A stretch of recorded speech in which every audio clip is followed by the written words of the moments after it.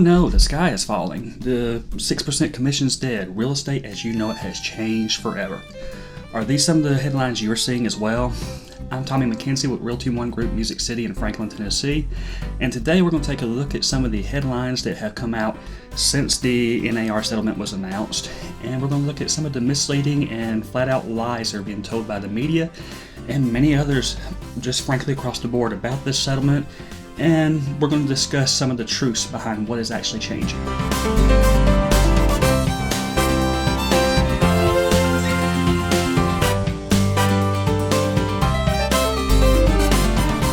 Hello everyone, I want to take a second to welcome everyone back to the channel.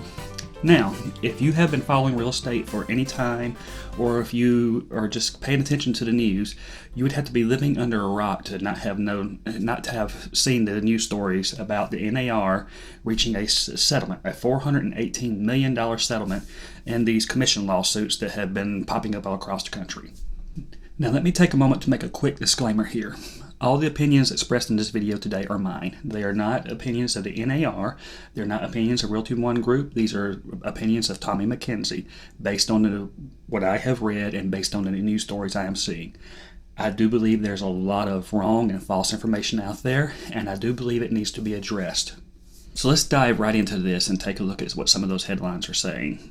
Here's one headline that says 6% commissions eliminated. The National Association of Realtors will eliminate its standard 5 to 6% sales commission as part of the $418 million settlement with home sellers. First of all, the National Association of Realtors has never had a standard 5 to 6% commission. The National Association of Realtors does not tell me as an agent or any agent across the country what they can or cannot charge in commission rates. That is just flat out false. There is no such thing as a standard. Here's another headline from CNN of all places. The 6% commission on buying or selling a home is gone after Realtors Association agrees to seismic settlement. Again, there is no such thing as a standard 6%, and just because of the settlement does not mean that a 6% commission will not be paid. It's just the terms on how that's handled have changed or how that's disclosed have changed. Here's another great headline for you. Powerful realtor group agrees to slash commissions to settle lawsuits. Again, NAR has never had anything to do with the commission structure that I charge. They have always, in every NAR training I have ever had, they have told us that there is no such thing as a standard commission rate, that we are to set our own commissions based on the market conditions, and it is up to us what we charge. We cannot collude, we cannot talk to other agencies about what they're charging. Commissions are very individualized. Now you may say, Tommy, why does it seem like every agent's charging the same thing? Well, they're not. We can go through multiple examples. I can pull up the MLS right now, and currently I'm able to show you what buyers agents were being offered in cooperating compensation. Some are being offered 2%, some are offering 2.5%, some are offering 3%.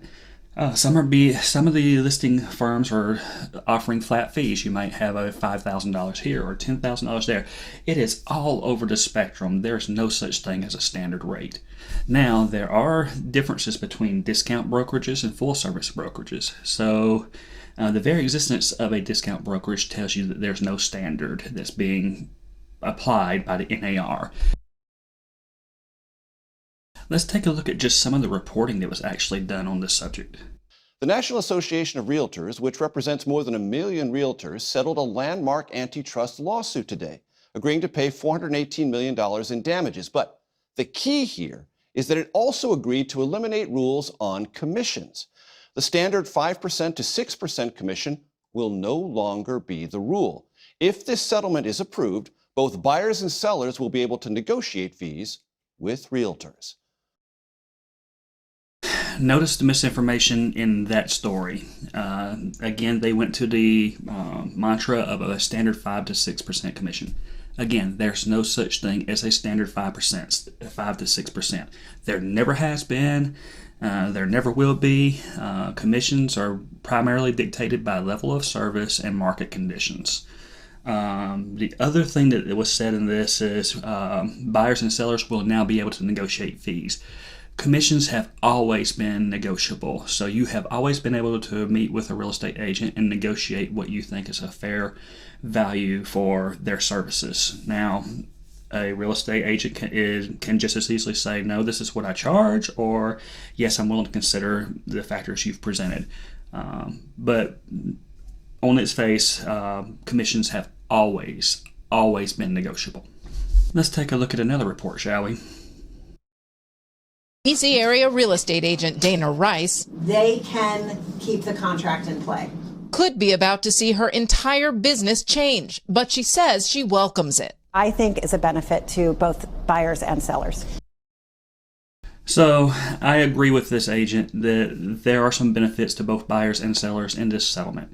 I don't think the overall settlement is a wonderful thing, but I do believe that you can either look at the glass as half empty or half full. Those of us that are experts in our business and professionals in the field will look at this as a glass half full situation, and we will continue to tirelessly work to the benefit of our clients. The change is coming because today the National Association of Realtors, the largest trade group in the nation, agreed to pay $418 million to settle class action lawsuits over broker commissions. As part of the settlement, they admit to no wrongdoing. This is hitting the reset button on the housing market, and this is great for Americans, and this is great for homeowners. Now, this does not in any way hit the reset button on the housing market. In all honesty, I could go into a long tirade of why I think this attorney, he's either misleading the public about the facts of the case or the facts of what's happening here, or he's too unintelligent to understand what the actual facts are. I'm wanting to give him the benefit of the doubt or be charitable and say he just does not understand the market.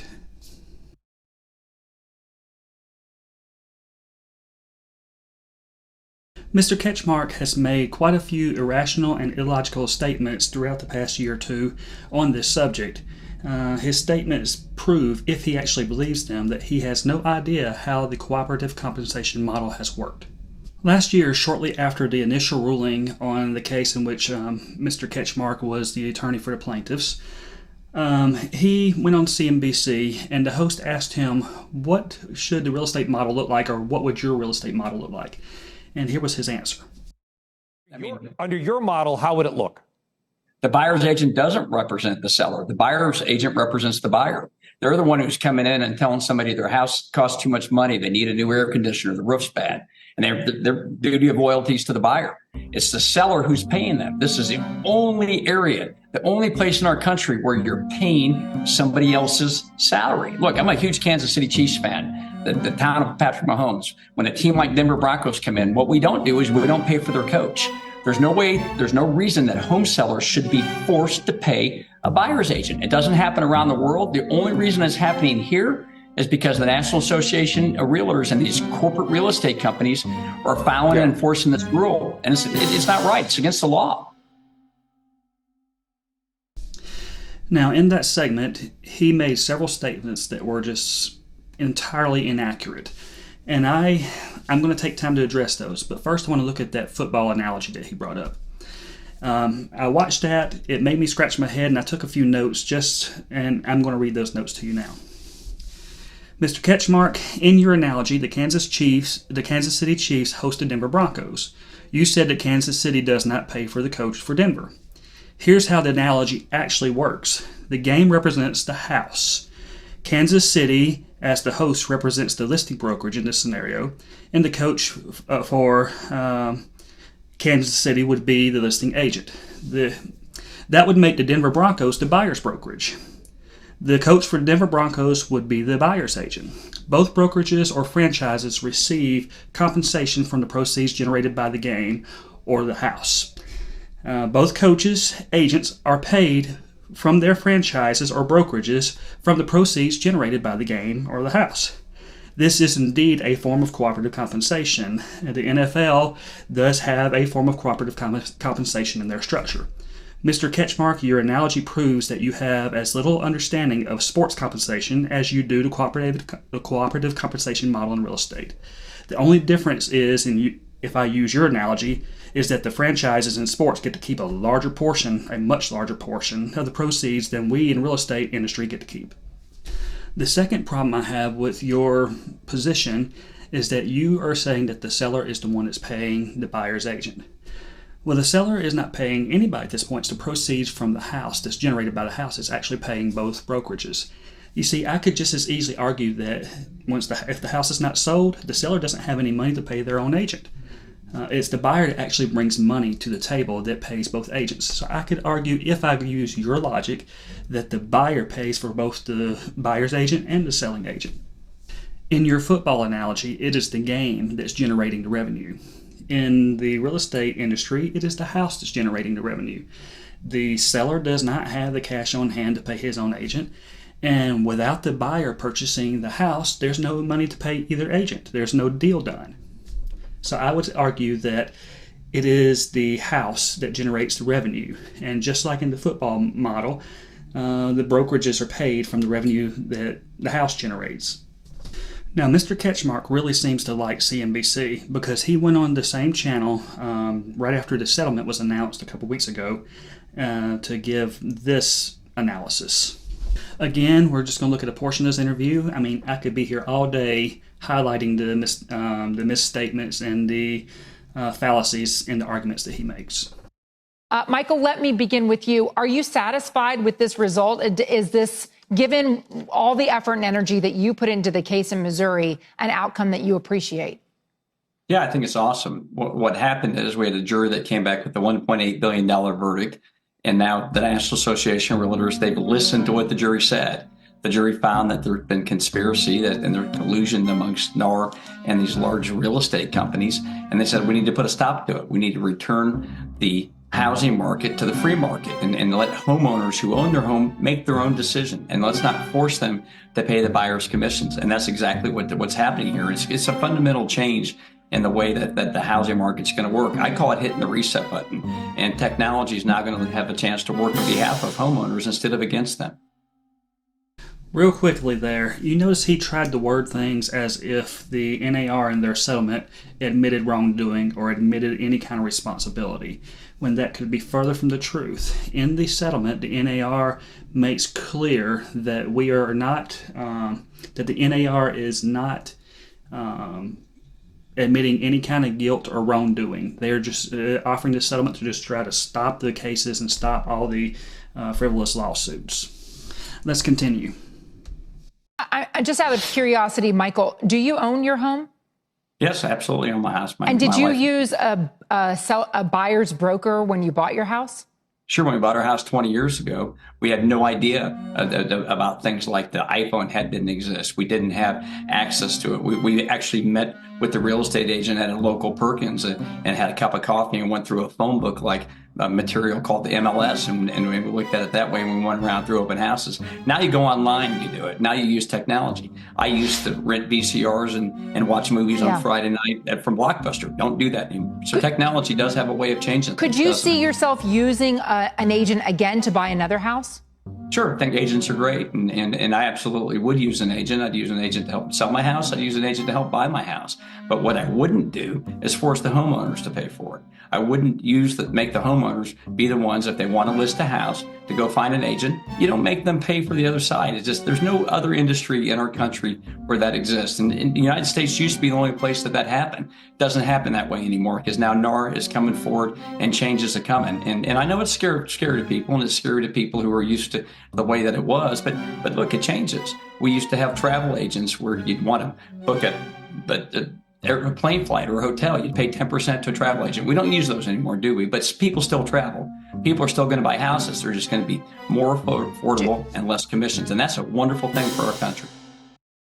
Okay, so there's so much wrong in those statements. Where do I begin? First things first, Mr. Ketchmark, 20 years ago when you bought your house, the internet existed.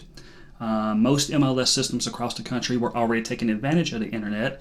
So I don't know that you met with an agent that was stuck in 1985 where they pulled out a thick book versus going online to look at properties, but I'll take you at your word. Here in Middle Tennessee, we were already online with the MLS.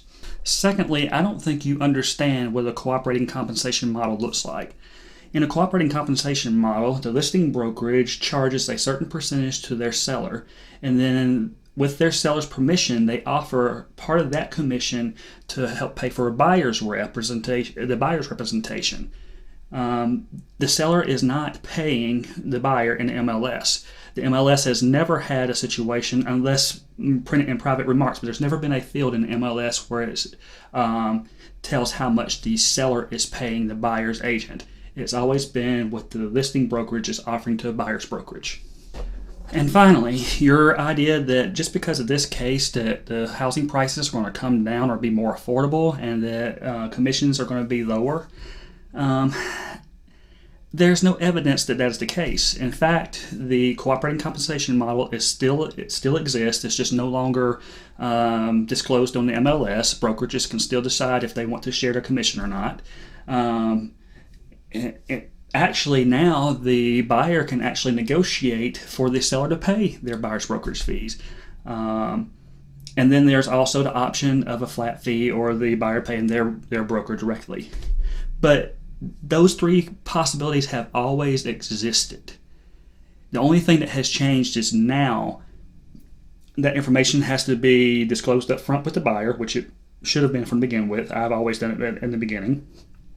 And then the only other thing that has changed is that information, if there's a cooperative compensation being offered by the listing brokerage, will now no longer be disclosed on MLS. That's the only thing that has changed by this settlement. Oh, and the fact that you're probably tens of millions of dollars richer. The more I watch your arguments and the more I watch your interviews, the more I'm convinced you have no clue what the cooperative compensation model was about. You have no clue how the real estate industry works. However, thanks to you, yes, change is coming.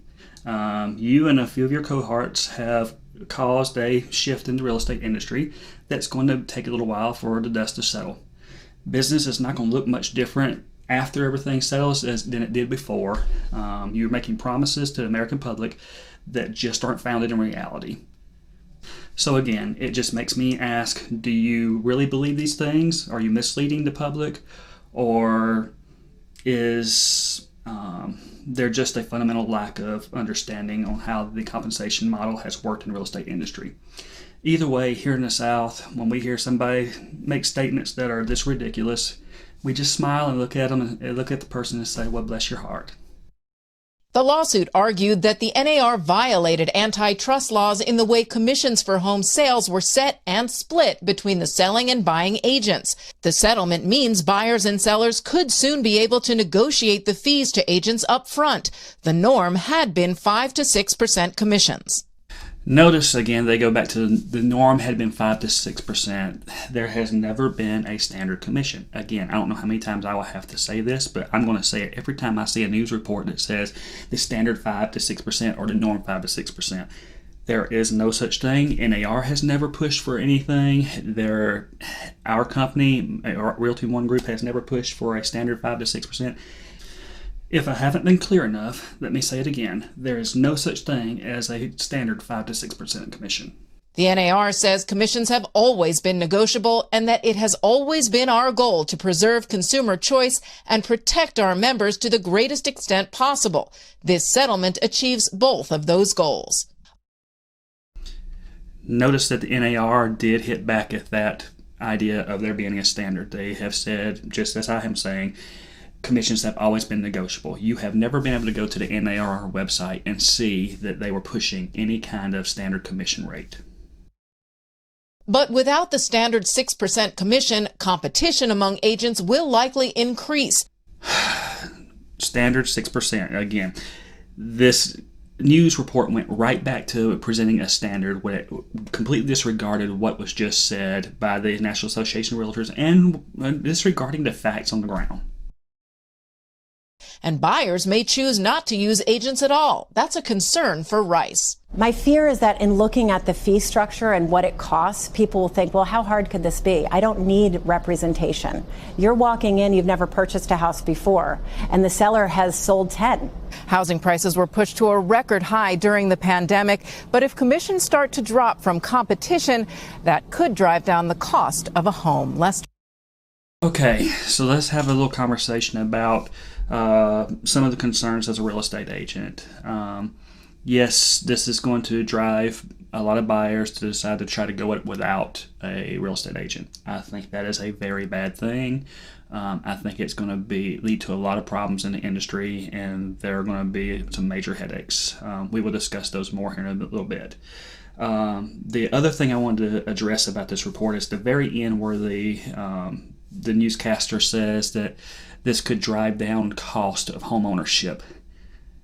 I can tell you that I see no possible way that this is going to lower the cost of home ownership. Real estate agents are not going away, and they still have to be compensated for their services. The reason for high inflated values of properties right now and the high cost of home ownership have nothing to do with real estate commissions, and it has everything to do with low inventory, higher market demand, and high interest rates. Monetary policy, there's a lot more to affect how much it costs to have housing than an inventory supply. Those two things affect the cost of housing way more than any real estate commissions could ever affect it. Unfortunately, the misinformation and the flat-out falsehoods do not stop with just the news media. Even in a recent speech, President Joe Biden said the following. Last week, the National Association of Realtors agreed for the first time that Americans can negotiate lower commissions when they buy or sell their home. Notice what he said there, that the National Association of Realtors agreed that buyers and sellers could negotiate. Negotiation has always been part of the process. This is not the first time in history. It's always been part of. So that was a falsehood. That was a lie. On a typical home purchase, that alone could save folks an average of $10,000 on a sale or purchase. I would really like to know where he came up with the number 10,000. Really? I mean, because every deal is specific and has its own unique characteristics. Every deal has its own price point. That number was pulled out of somebody's behind. Just sorry to put it that way, but that's the truth. I'm calling on realtors to follow through on the lowering of they to protect home buyers. Mr. President, it would be helpful that if your monetary policy would help home buyers. They are doing their best to put on realtors the blame for the housing situation in the country, and they're not focusing where the blame belongs. In response to President Biden's statements, the president, Kevin Sears of the National Association of Realtors, released the following statement. He said, while the National Association of Realtors appreciates President Biden's continued focus on affordable housing crisis, the president unfortunately repeated incorrect claims that the recent announced settlement agreement allows Americans to negotiate commissions for the first time. Commissions were already negotiable before the resolution was reached and will continue to be negotiable as they have been. Real estate commissions are driven by market and are not the cause of the affordability crisis. Until there is an all-of-government approach to the historic lack of inventory and supply in communities across the country, the dream of homeownership will remain out of reach for millions of middle-class Americans. Upon hearing the NAR response, it is reported that Joe Biden said the following. That can be defined in a single word. I was going to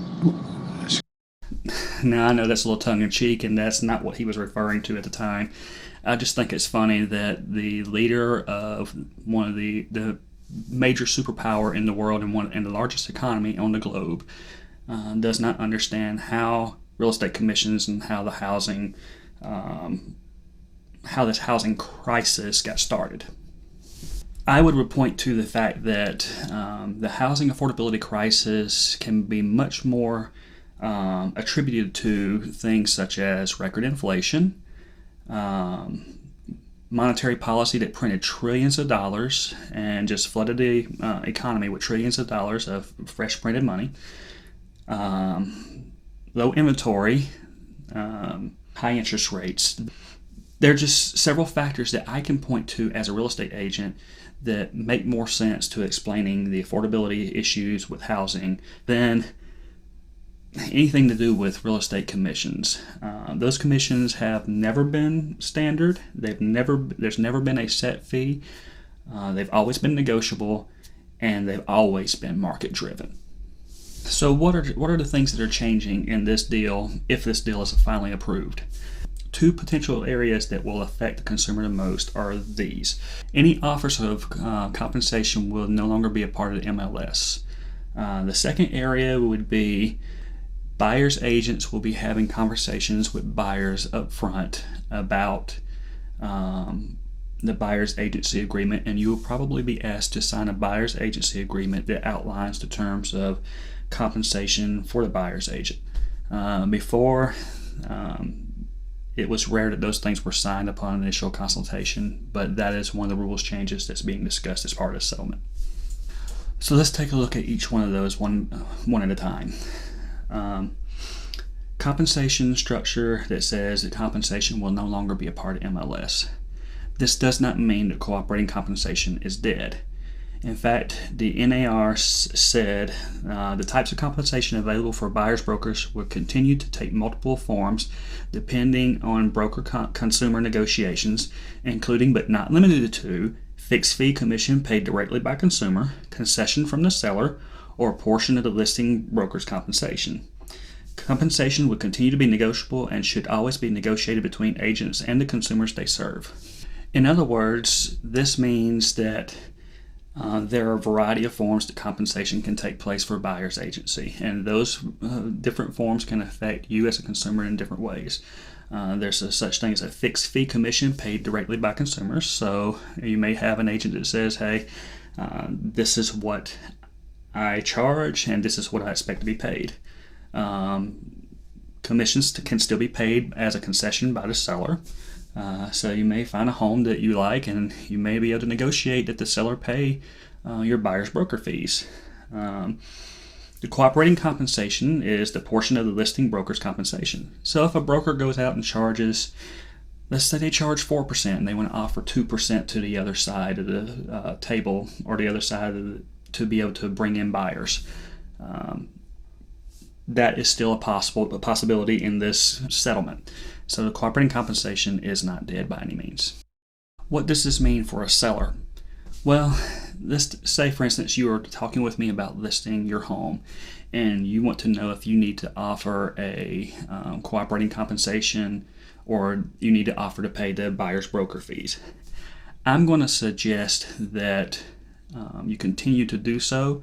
In fact, what I usually do is I charge a certain percentage of the property price that is negotiable between me and the listing, between the seller. And then what I do from there is I have a conversation with the seller about how much do you want me to offer out of my commission that I'm charging to a buyer's broker to bring buyers in. From just a basic economic standpoint, if you have 5 houses competing against yours on the market, and you are not offering compensation to the buyer's broker, and the other 4 are, how many buyers do you think are going to go to the other 4 that are offering compensation, and how many buyers are going to avoid your house that's not offering? You see, this has been one of the biggest misnomers in this whole situation. There are people that are accusing real estate agents of steering their buyers toward properties that offer higher compensation, when in reality, buyers make decisions based on what works for their bottom line. A buyer has every right to look at a property and say, okay, this property is going to cost me more or less to get into. The buyer has the right to say, I want representation in this deal. And a property that's going to offer compensation that covers that representation is far more attractive to me as a buyer than a property that is not willing to do so. What does this mean for buyers? Well, as a buyer, if you are in a consultation with me and you want me to be your buyer's agent, we're going to sit down and we're going to have a conversation about the buyer's agency agreement. We're going to talk about details such as compensation, how that compensation is to be handled, and we're going to have upfront conversations on how do you want me to negotiate for that compensation to be taken care of as part of the contract, or do we need to have a system of picking homes for you to view that offer compensation that is in line with the contract you have signed with me. Again, it's all going to be at the buyer's discretion. The buyer's going to tell me what works for their best interest, and then I'm going to represent that. I believe I could make a very valid argument about how the cooperating compensation model has benefited home buyers and sellers alike since it was introduced in the early 90s. And I believe that it is one of the reasons why we have seen so many people grow their value or their net worth so much in the past 3-4 decades. The bottom line, or the main takeaway I want you to get from this video, is I believe that there's a lot of hyperbole out there. There's a lot of just the sky is falling type rhetoric. There are a lot of people that just have not read the settlement and they don't have a clue what's in the settlement. They're just making assumptions about the settlement. We're going to be okay. Real estate's going to continue to move forward. People always need to buy and sell homes. And they're going to always find value and benefit in having a professional that has done this dozens, if not hundreds of times, involved in the process. I know today's video was a pretty heavy one, a lot of information there. There's still a lot of information to be discovered. This just happened on March 15th. The changes are scheduled to happen by mid-July. I don't know if that will happen, if that will be pushed back. There's still a lot of dust to be settled here before we have a good, clear picture on what is actually going to happen. But what I do know is a lot of the narrative that's out there today do not reflect what's in the actual documents and do not reflect reality. Just take what you're seeing with a grain of salt and understand that a lot of information that's out there may or may not be true. I will never, on this channel, present something as fact that I don't know to be fact. I will always provide documents to back it up. I believe that truth is foundational, and I do not believe in speaking beyond that.